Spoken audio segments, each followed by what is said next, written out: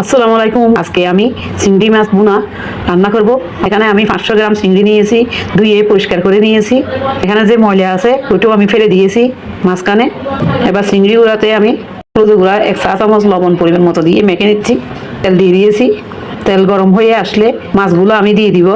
উল্টে পাল্টে চিংড়ি মাছগুলো ভেজে নিতে হবে। চিংড়ি মাছগুলো আমি ভেজে নিয়েছি উল্টে পাল্টে। এবার আমি উঠিয়ে নিব। মাছগুলো উঠিয়ে নিয়েছি আর অল্প পরিমাণ তেল দিয়েছি। পেঁয়াজ একটু বেশি করে দিতে হবে। 1 কাপ পেঁয়াজ দিয়েছি। দিয়ে দিচ্ছি রসুন বাটা 1 টেবিল চামচ। দিয়ে দিচ্ছি আদা বাটা 1 টেবিল চামচ।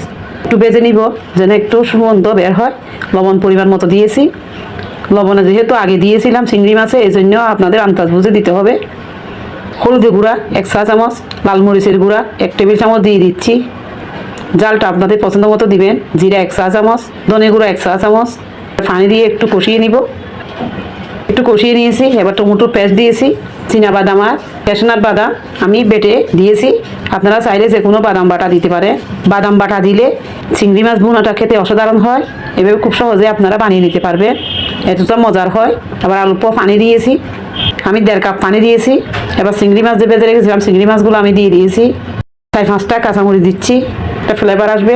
এবার গরম মশলার গুঁড়া দিচ্ছি 1 চা চামচ। ডাকনা দিয়ে আমি আরও 5 মিনিট সুন্দর করে রান্না করে নিব। কিছু ধনেপাতা কুচি দিয়ে দিচ্ছি। 5 মিনিট অপেক্ষা করব।